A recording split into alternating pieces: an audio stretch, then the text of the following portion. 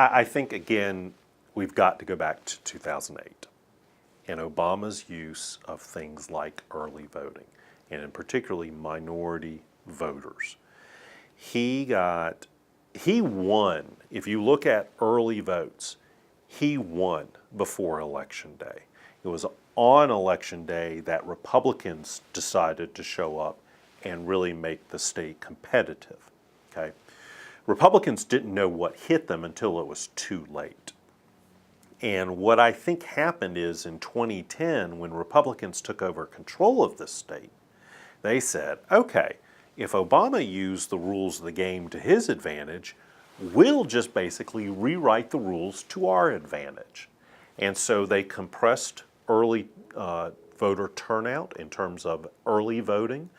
They kept the same number of hours, but they cut the number of days in counties. They instituted voter ID. They instituted things like doing away with same-day registration. If you weren't registered, you could show up during early voting, ask to register, and cast a ballot. And that was seen as a democratic tool in terms of getting voters out and getting them to vote. So they passed all of these rules and changes in the election law. And after the Supreme Court made a pretty important decision, they then passed all these rules changes into law, and it got challenged. And what ultimately the Fourth Circuit looked at was the fact that the Republicans in the legislature asked for some data. How many black voters use early voting?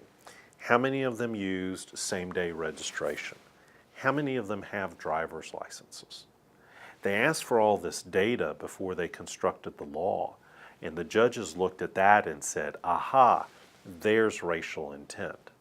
You asked for all this information and then crafted changes in the law that were detrimental, perceived, against minority voters. And so that's kind of where we are right now in terms of the legal challenges. Now, ultimately, it's going to go to the U.S. Supreme Court. I mean, there's no doubt about that.